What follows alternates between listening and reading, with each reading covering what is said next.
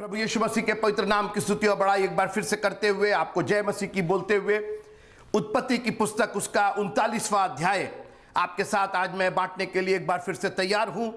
परमेश्वर ने जो प्रकाश मुझे दिया है, प्रकाशन मुझे दिया है, उसे मैं आप तक पहुंचाना चाहता हूं। The revelation that God has given to me, I want to share it with you. Saint में हमें मिला है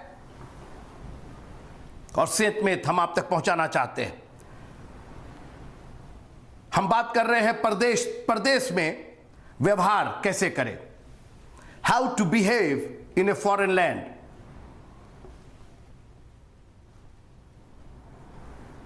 और पतरस ने बहुत स्पष्ट रूप से कहा कि अपने आप को यात्री और परदेसी जानकर। मित्रों, जब आप अपने आप को परदेसी और यात्री जानते हैं तो कुड़कुड़ाहट कम हो जाती है, झलझलाहट कम हो जाती है, ईर्ष्या, द्वेष, बहुत सी बातें बिल्कुल अपने आप हवा हवाई हो जाते हैं, जिसको हम कहें इस तरीके से। They don't last long. Once you understand that you are a pilgrim, अंग्रेजी में अच्छा वर्ड है पिलग्रिम का मतलब वो जो अपने घर जा रहा है, जो वापस जा रहा है, जो अपने घर की तरफ रुख किए हुए है। We are pilgrim and strangers. हम इस दुनिया के लिए परदेसी हैं, अजनबी हैं। और इसलिए जब आप परदेश में हैं तो बहुत सी आपकी बातें, क्योंकि आप तो किसी को वहां जानते नहीं, कोई दिल लगाव नहीं है आपका। और जब ये दिल लगाव नहीं होता है तो बहुत सी बातें अपने आप पैदा ही नहीं होती। किसी से जलन क्या करेंगे, आप तो जानते ही नहीं उनके बारे में। किसी के बारे में आप बुराई और भलाई और क्या कहेंगे, आप तो जानते ही नहीं उनके बारे में। हम तो परदेश में हैं और हम तो अपने देश जाएंगे, वहां फिर बातें होंगी, हम अपने देश की बातें करेंगे। हमारा प्रभु जहां रहता है, नीले आसमां के पार हम जाएंगे। हमें इस दुनिया से क्या लेना देना।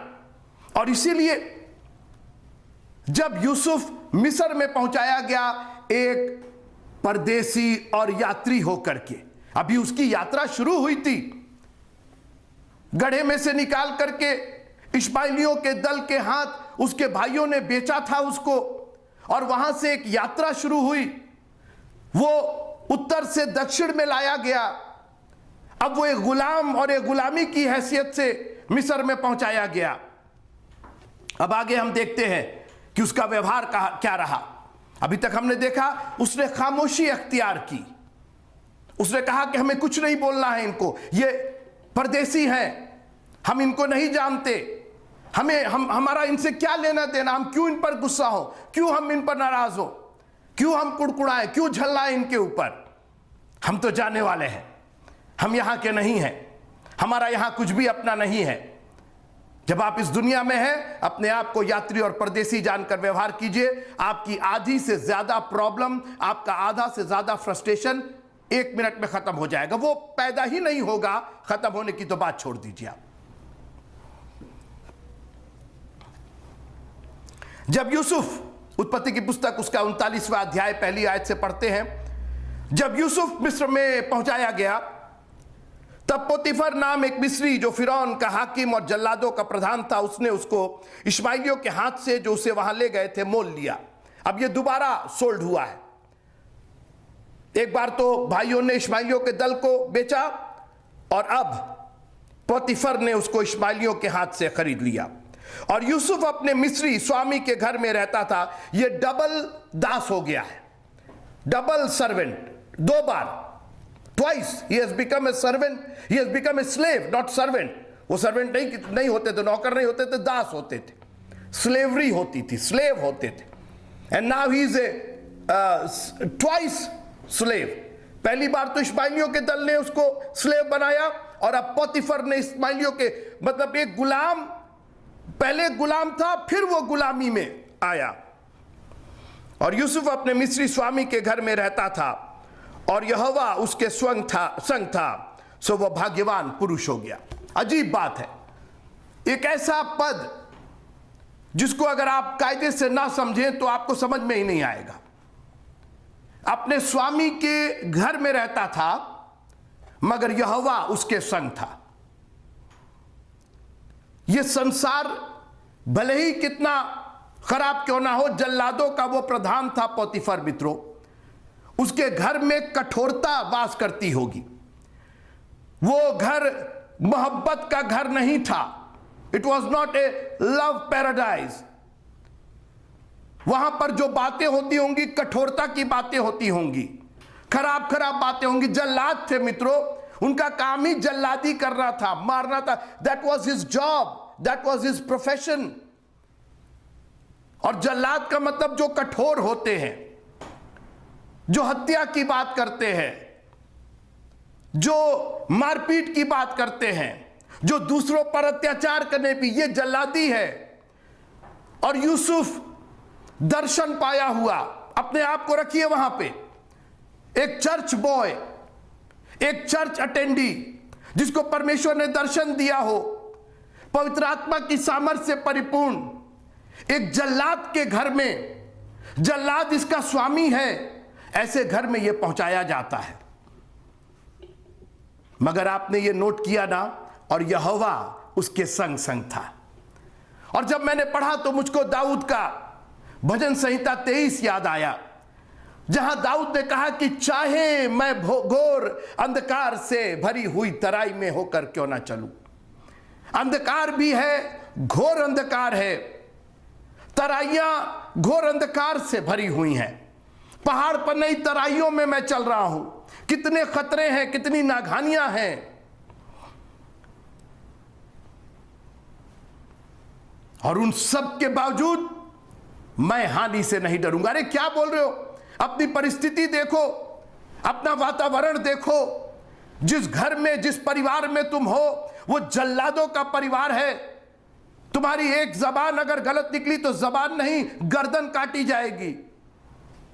ऐसे घर में, ऐसे परिवार में जहां उसका कोई कंट्रोल नहीं था। स्वामी तो पोतीफर था, स्वामी तो जल्लाद था, स्वामी तो कठोर था, स्वामी तो मिस्री था, स्वामी तो अन्य जाति था, स्वामी का तो काम ही कठोरता का था। और ऐसे परिवार में दास बन करके रहना मित्रों, मैं आपको आज निवेदन करना चाहता हूं, परदेश में अगर आप बच के रहना चाहते हैं, कोई रहे ना रहे, क्योंकि ना मां, ना बाप, ना भाई, कोई नहीं, कोई रिश्तेदार खानदान नहीं। अगर कोई आपके साथ ऐसी परिस्थिति में रह सकता है तो केवल यहोवा आपके साथ रह सकता है। Only God can be with you in this kind of circumstances. और आज थोड़ी देर के लिए विचार कीजिएगा कि आप अपनी किन परिस्थितियों से घिरे हैं। परिस्थितियां बहुत खराब हो सकती हैं। आप जल्लादों के परिवार में हो सकते हैं, मगर उसी परिवार में यहोवा आपके संग है। और जब यहोवा आपके संग है तो सब कुछ होगा, हानि आपकी नहीं होगी। सब दुनिया में प्रलय आ जाएगी, मगर आप भाग्यवान पुरुष और स्त्री होंगे। कितनी खूबसूरत ये लाइन मेरे और आपके लिए। मैं इसको बार बार पढ़ता हूं जब भी मैं निराश होता हूं, और जब भी मैं ऐसे वातावरण और ऐसी परिस्थितियों में घिरता हूं जहां मुझे लगता है कि ये घोर अंधकार से भरी हुई तराइयां हैं, मैं इनसे निकल नहीं सकता हूं। आर्थिक घोर अंधकार से भरी हुई तराइयां, सामाजिक घोर अंधकार से भरी हुई तराइयां, बीमारियां घोर अंधकार से भरी हुई तराइयां, हमारे रिश्ते, खानदान, लोगों की जली कटी बातें, घोर अंधकार से भरी हुई तराइयां, आपका करियर, आपका भविष्य, घोर अंधकार से भरी हुई तराइयां। जल्लादों के परिवार में, जल्लादों के घर में, जहां सबने कहा कि प्रभु को मानोगे तो ठीक नहीं होगा, जहां आपके विश्वास की रोज परख होती है, ऐसी जगह पर यूसुफ ने परमेश्वर को अपने संग रखा। बोला, प्रभु, न मेरे मां आ सकते हैं, न बाप आ सकते हैं, न भाई आ सकते हैं। और मित्रों, कई बार हम लोग बेमतलब को ऐसे ऐसे लोगों को दोष देते, ये साथ नहीं देते, वो साथ नहीं देते, चर्च के लोगों को, पास्टर को दोष दे रहे हैं। मित्रों, आपके साथ कोई नहीं आएगा। कभी कभी ऐसी परिस्थितियां होंगी जब दुनिया में आप अकेले रहेंगे और अगर कोई आपका साथ देगा तो यहोवा को छोड़ के, प्रभु को छोड़ के और कोई साथ नहीं देगा। और इसलिए दुनिया से नजर उठा करके देखिए, प्रॉब्लम यह है ना कि दुनिया पर नजर रहती है और हम फ्रस्ट्रेट होते हैं, हम निराश होते हैं, हम अवसाद से गिर जाते हैं। इन्होंने हमारे लिए नहीं किया, उन्होंने हमारे, यही सब हम लोग सोचते रह जाते हैं, जबकि हमें इनकी जरूरत नहीं है। हम अकेले हैं, हम अकेले आए हैं और अकेले ही जाएंगे और अकेले ही सब कुछ करना है, मगर परमेश्वर हमारे साथ रहे। प्रभु तू हमें मत छोड़ना। और सबसे अच्छी बात कि कोई भी कैसी भी परिस्थितियां हो, दुनिया में जितने इंसान हैं सबकी एक लिमिटेशन है, सबकी एक सीमा है, वो उस सीमा से आगे नहीं जा सकते हैं। और इसलिए किसी पर कुड़कुड़ाने, किसी पर दोष देने से कोई फायदा नहीं। आप सिर्फ अपनी जबान खराब कर रहे हैं, अपना दिमाग खराब कर रहे हैं और अपने आप को निराश और निराश करते जा रहे हैं। एक काम कीजिए, यहोवा को अपने संग रखिए, परमेश्वर का वचन अपने संग रखिए। आप परमेश्वर को छोड़ के सबको अपने संग रखना चाहते हैं, आप भी आ जाइए, आप भी आ जाइए, आप भी बोल दिया, आप भी। कभी कभी मित्रों कोई आपके साथ नहीं रहेगा। पोतीफर के घर में यूसुफ अकेला दास के हैसियत से था और पोतीफर एक जल्लाद उसका मालिक था। It's not about your situation, it's not about your circumstances, it's about your position. आप किस स्थिति में, परिस्थिति को छोड़ दीजिए, परिस्थिति तो भयानक से भयानक परिस्थिति हो सकती है, मगर आपकी अगर स्थिति ठीक है, प्रभु की नजदीकी में आप हैं, तो एक ही शब्द आपके लिए, अंग्रेजी में क्या खूबसूरत लफ्ज इस्तेमाल है, प्रॉस्परस। प्रॉस्परस, समृद्ध। समृद्ध। जो आजाद लोग हैं वो समृद्ध नहीं, ये गुलामी में समृद्धि पा रहा है।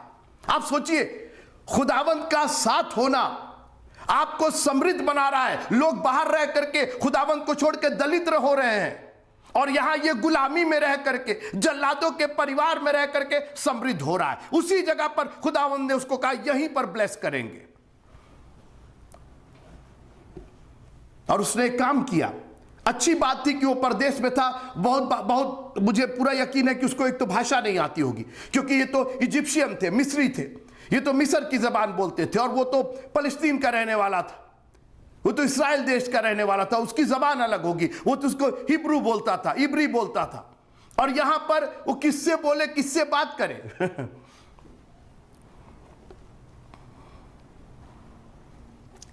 तीसरा पद, उत्पत्ति 39 और तीसरा पद। और यूसुफ के स्वामी ने देखा कि यहोवा उसके संग रहता है और जो काम वो करता है उसको यहोवा उसके हाथ से सफल कर देता है। जो काम वो करता, जो बात वो करता है, नहीं। हमारी प्रॉब्लम यह है कि हम लोग काम कम, बातें ज्यादा करते हैं। चर्च से निकलने के बाद काम नहीं होता, बातें ज्यादा होती। कितनी बात हम कर ले, हम लोग की तो बात ही नहीं खत्म होती। चर्च के पहले बात नहीं जो काम वो करता है परमेश्वर उसको सफल कर रहा था। उसकी जबान, उसकी बातों को नहीं सफल कर रहा था। अच्छा था वो लैंग्वेज नहीं जानता था तो खामोश था, बोलता किससे? कोई हिब्रू नहीं जानता था, कोई इब्री नहीं जानता था। वहां बोलो जिससे बोलना है, तो बोले भैया क्या करे, अब बोल तो पानी कम से कम काम ही करे। आज मसीही काश की काम करने वाले हो सके। लिखा है हल पर हाथ रखकर, माइक पर हाथ रख करके नहीं। आज माइक पकड़ने की सबको बहुत जिज्ञासा है, सबको माइक पकड़ना, हल पर कोई नहीं हाथ रखना चाहता है। हल पर हाथ रखना काम है मित्रों, हल पर हाथ रखा जा रहा, हल पर। और हल जोतने के काम आता है। और जानते हैं वो हाथ केवल आप ऐसे रखते नहीं है, उसको दबाव बनाए रखते हैं, उसको सीधा रखते हैं, उस पर पे अटेंशन करते हैं। नहीं तो आप पता नहीं, आप लोग तो हल देखे हैं कि नहीं, बहुत से जो नए बच्चे हो तो शायद हल भी नहीं देखे होंगे। हल की खूबी थी कि अगर किसान और जो हल जोतने वाला है कायदे से ना पकड़े तो उससे बैल घायल हो जाएंगे। और आज हमारे कामों से लोग घायल हो रहे हैं क्योंकि हम पे अटेंशन नहीं कर रहे, हमारा ध्यान तो दुनिया में लगा हुआ है। यूसुफ उस घर में काम कर रहा था मित्रों।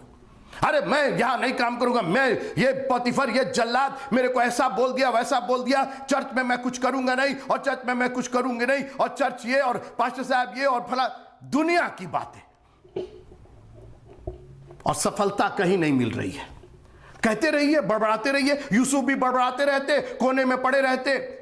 मित्रों, उसके काम में परमेश्वर दिखाई दे रहा था। जानते हैं क्यों? जब आप नम्रता और दीनता के साथ सेवा करते हैं तो परमेश्वर दिखाई देता उसके अंदर।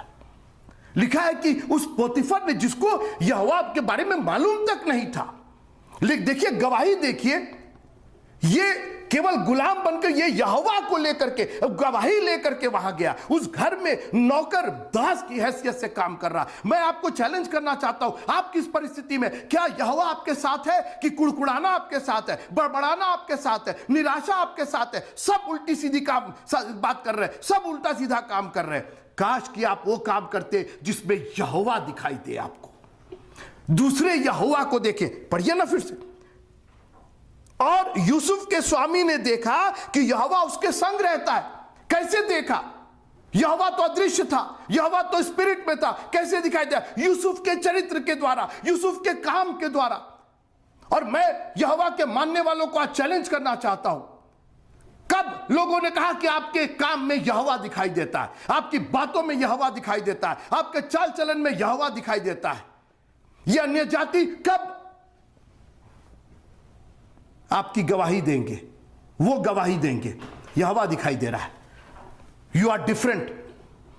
आपके काम में इतनी तरक्की कैसे है? आपकी बात में ऐसी ओज कैसे है? आपकी बात में ये वचन कहां से आ रहा है? आपकी बात में ये चंगाई कैसे आ रही है? आपके काम, आप जो काम करते ये सफल कैसे हो रहा है? यहोवा मेरे साथ है। आज यहोवा के मानने वालों ने यहोवा को पीछे छोड़ दिया है और सोचते हम बहुत कुछ कर लेंगे। मित्रों, उसके बगैर, उसकी सांस के बगैर यह सिर्फ एक मिट्टी है, एक मिट्टी का पुतला है। आदम बन तो गए थे, नाक नक्शा सब तैयार था, मगर जान नहीं थी। हमारे पास भी नाक नक्शा सब तैयार है। सफलता तो सिर्फ प्रभु देंगे। मैं आपको आज चुनौती देना चाहता हूं। दीजिए अपनी परिस्थितियों को दोष दीजिए। आप नोट कीजिए क्या क्या आपकी परिस्थितियां हैं। आपका शरीर दुर्बल है, आपको बीमारी है, आपको गरीबी है, आपको फलाना नहीं है, आपको समझ में नहीं आता है, आपको पढ़ाई में कोई, सब दे दीजिए और एक बार यहोवा को उसमें रख दीजिए। मैं चैलेंज के साथ कहता हूं, अपनी जिंदगी की गवाही देके कहता हूं, और यहां बैठे हुए बहुत से लोगों की गवाहियां मैं ले सकता हूं कि गर्त वाली जिंदगी, नरक वाली जिंदगी के बाद खुदावंद ने उनको खींच से खींच करके निकाला है। Don't blame your circumstances. शैतान यही चाहता है कि आप अपनी परिस्थितियों को दोष देते रहिए, अगलों को दोष देते रहिए, बजाय ये कहने के लगता है परमेश्वर मेरे साथ नहीं है, यहोवा मेरे साथ नहीं है। नीति वचन की कुछ आयतें मैं पढ़ना चाहता हूं, जरा निकालिएगा। नीति वचन और उसका 3रा अध्याय, प्रोवर्ब्स चैप्टर 3, 3रे पद से मैं पढ़ना चाहता हूं। नीति वचन 3रा अध्याय और 3री आयत। कृपा और सच्चाई तुझसे अलग ना होने पाए, वरन उनको अपने गले का हार बनाना। आज दुनिया के हार, ये सोने का और ये चांदी का और पता नहीं काहे का, कृपा और सच्चाई को अपने गले का हार बनाना, अपनी हृदय रूपी पटिया पर लिखना, और तू परमेश्वर और मनुष्य दोनों का अनुग्रह पाएगा। जब परमेश्वर ने यूसुफ को ब्लेस किया तो परमेश्वर की अनुग्रह दृष्टि तो उस पर थी ही, दया दृष्टि थी ही। पोतीफर की भी दया दृष्टि हो गई। सुनिएगा, तब चौथा पद सुनिए, चौथा पद, मैं यहीं से आ रहा हूं।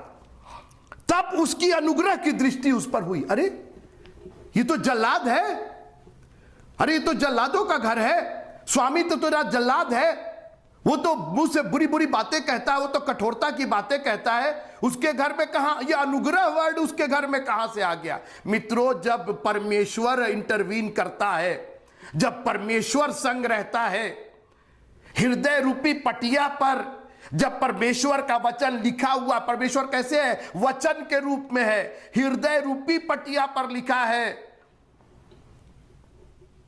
हमारे फोन में और हमारे इसमें नहीं है, हमारे हृदय रूपी पटिया पर लिखा हुआ है। और ऐसा करने से तू परमेश्वर और मनुष्य दोनों का अनुग्रह पाएगा। ऐसी परिस्थिति में पोतीफर नाम के ऐसे आदमी जो जल्लाद था, जिसके पास कोई दया नहीं थी, अनुग्रह तो छोड़ दीजिए आप, उसका वो अनुग्रह दिखा रहा है यूसुफ पर। अब इससे आगे भी कुछ कहना है मित्रों। समृद्धि, भाग्यवान, बढ़ोतरी, आशीषें, ये आशीषें हैं। देखिए मित्रों, जब सब बढ़ रहे हैं तो आप भी बढ़ रहे हैं। कोई आशीष पे तो ठीक है, तो सभी बढ़ रहे हैं।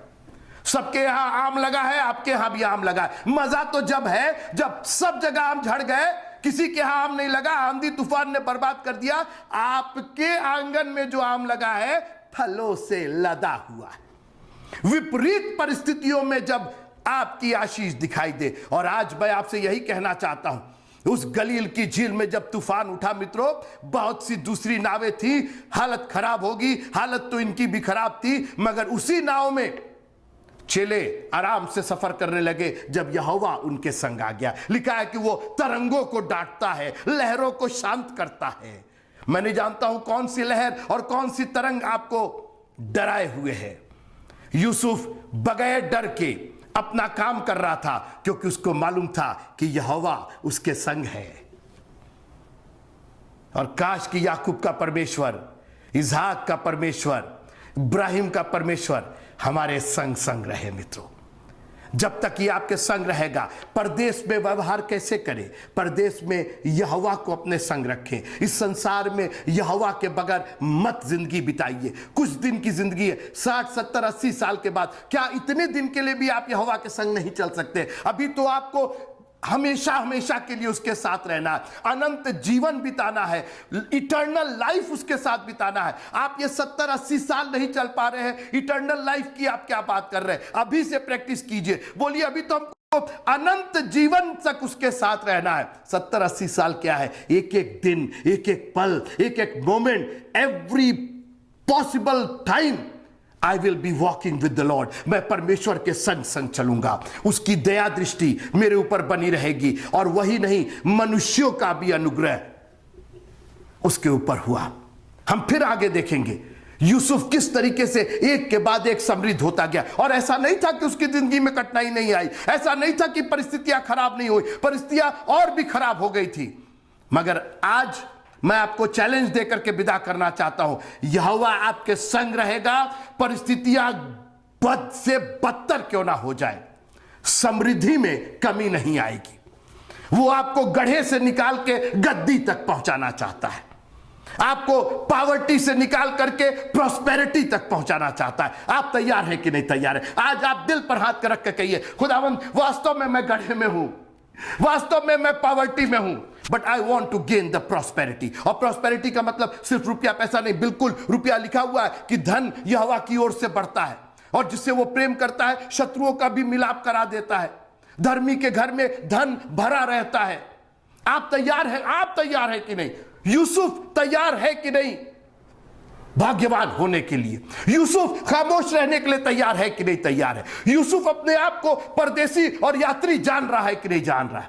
आप अपने आप को परदेसी और यात्री जान रहे हैं कि नहीं? आप कुड़कुड़ाना बंद करेंगे कि नहीं करेंगे? आप निराशा में जाना बंद करेंगे कि नहीं करेंगे? आप हालेलुया बोलना शुरू करेंगे कि नहीं करेंगे? आप घुटने के बल आ करके कहेंगे, प्रभु मुझे गड्ढे से गद्दी तक जाना है, मुझे तेरी युक्ति को पूरा करना है, अपनी मूर्खता में मैं तेरी युक्ति को नहीं बिगाड़ना चाहता हूं। I want to be strong. I want to have God in me. जितना वचन आप में होगा उतना ही परमेश्वर आप में होगा, क्योंकि वचन ही परमेश्वर है मित्रों। हृदय रूपी पटिया पर उसके वचन लिखते रहिएगा, परमेश्वर को अपने संग रखिएगा, परमेश्वर का भी और मनुष्य का भी अनुग्रह पाएंगे। इस यात्रा में, इस परदेश में भी आप भाग्यवान होंगे, आप समृद्ध होंगे, आप प्रॉस्परस होंगे। प्रभु आप सबको बहुत आशीष दे। जय मसीह।